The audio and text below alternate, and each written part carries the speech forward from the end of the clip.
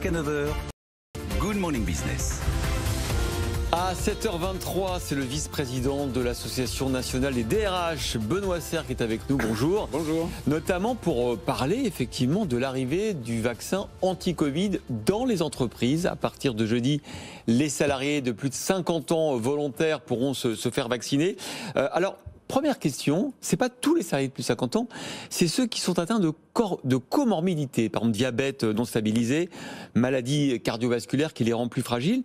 Quand même, c'est un peu curieux parce que ça veut dire qu'ils vont devoir, quelque part, d'une manière ou d'une autre, dévoiler un peu leurs symptômes pour revendiquer le droit à la vaccination. C'est pas un peu choquant? En fait, ce qui est, bon, d'abord, c'est pas très clair, pour être honnête. Alors, effectivement, c'est 50 à 64 ans atteints de comorbidité, mais c'est le médecin du travail qui va déterminer s'ils sont vaccinables ou pas, d'une part, et il faut qu'ils soient volontaires, d'autre part. Donc, en théorie, l'entreprise, elle va pas avoir connaissance du fait que tel ou tel de ses salariés a été vacciné. Mais ça, c'est la théorie. La pratique, c'est forcément, ça va se savoir. Donc ça peut poser un petit problème de confidentialité médicale, parce que ça veut dire que les collaborateurs d'une entreprise sauront qu'un tel a été vacciné, donc en déduiront qu'il a plus de 50 ans, ça c'est facile, mais surtout qu'il est atteint de comorbidité, et ça c'est beaucoup plus sensible. Surtout que dans le cas de le vaccin AstraZeneca, il y a quand même 8 à 9% d'effets secondaires qui ne sont pas très graves, mais c'est des fièvres qui durent 24 à 48 heures, c'est ce que nous disent les soignants qui ont été vaccinés par ce vaccin.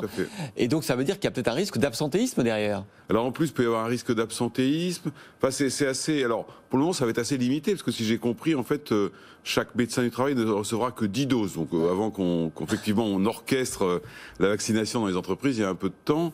Non, pourquoi pas? Ce qui nous paraît curieux. D'abord, vous savez, on n'aime pas trop la discrimination à l'intérieur des entreprises. Bah oui, je comprends bien. Alors c'est vrai que dans ce projet-là, qui n'est pas encore totalement stabilisé, j'ai l'impression... Ça commence jeudi quand même en même temps. Oui, mais cette partie-là, on ne va pas nous demander d'aller chercher des gens. Donc on va nous demander d'informer les personnes qui vont pouvoir se faire connaître auprès de la médecine du travail.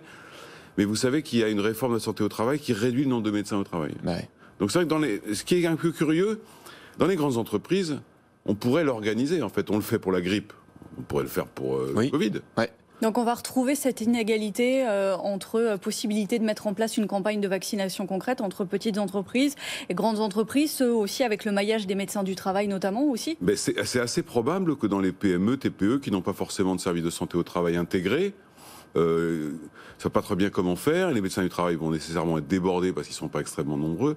Nous, ce qu'on ne comprend pas trop, en fait, à la NDRH, c'est qu'on dit, mais pourquoi est-ce que, comme la grippe, on ne demande pas aux pharmaciens de le faire? Parce que vous pouvez imaginer sur des territoires qu'une PME va passer à une sorte d'accord avec une pharmacie locale qu'elle connaît, et puis on va organiser les choses entre eux, et ça permettrait d'étendre considérablement le nombre de personnes vaccinées. Sachant que là, en plus, ça rajoute une étape supplémentaire. Finalement, le médecin du travail doit, lui, se faire connaître auprès du pharmacien pour... Voilà, alors il doit choisir une pharmacie référente. Une pharmacie référente auprès duquel il va s'adresser pour garder les doses, sachant que les doses d'AstraZeneca se gardent plus aisément que celles de Pfizer, par exemple. Bon, j'ai l'impression qu'on gère la pénurie, là, encore une fois. Moi, je n'ai pas d'informations sur le nombre de doses, mais c'est effectivement, si c'est 10 doses par médecin du travail, on doit avoir un petit sujet de pénurie, je présume. Bon, en tout cas, les entreprises, elles étaient prêtes et candidates, comme pour la grippe. Bien sûr, vous savez, comme depuis le début de cette crise, nous, on est toujours prêts. On est toujours prêts à prendre notre part, et on la prend là-dessus aussi. On veut juste s'assurer qu'il y ait bien une sorte, dans la mesure du possible, d'équité de traitement entre les petites et les grandes. Sinon... Ensuite, Benoît Serre, le débat qu'il y a derrière, il faut l'aborder, parce que c'est très hypocrite. C'est quelles conséquences ça a, une fois qu'on est vacciné? Est-ce que, à terme, ça veut dire qu'on aura le droit de travailler 5 jours par semaine, par exemple, dans l'entreprise? Est-ce qu'il y aura une différence de traitement entre les salariés vaccinés et les salariés non vaccinés? Auquel vous pouvez rajouter un troisième problème, c'est celui qui avait le droit d'être vacciné, puis comme c'est volontaire, a choisi de ne pas l'être. Quelle va être la Est-ce qu'il est responsable du fait s'il est malade, par exemple? Voilà, ou est-ce qu'on le fait venir alors qu'il a refusé de se protéger? Ça, j'en sais rien. Ensuite... sur effectivement le débat en ce moment du passeport sanitaire, on ne peut pas ne pas y penser en fait. On se dit, est-ce que demain, on va devoir demander à nos salariés, est-ce que vous avez été vacciné, dans cela vous pouvez venir travailler?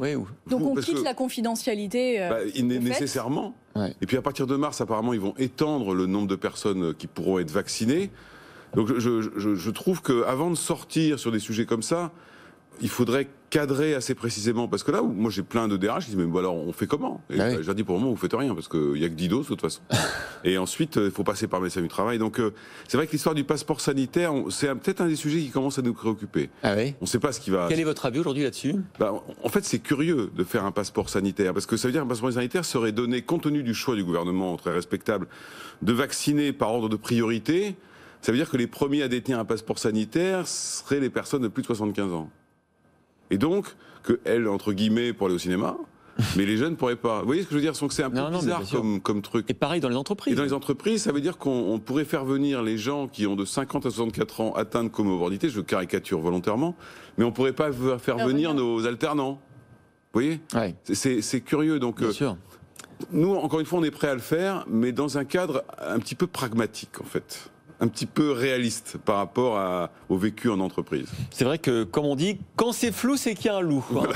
Bon, merci beaucoup Benoît Serre, vice-président de l'Association nationale des DRH, d'avoir tenté d'éclaircir ce sujet, sur lequel on est un peu, nous aussi, comme vous d'ailleurs Benoît, un peu sceptique pour le moment. Tant qu'on n'a pas les doses, tant qu'on ne fait pas comme des pays comme Israël où tout le monde est vacciné potentiellement, et où donc le passeport vaccinal a forcément une utilité et ne crée pas de la discrimination comme vous le disiez. Bon, ben on va enquêter, on va continuer, hein, Audrey.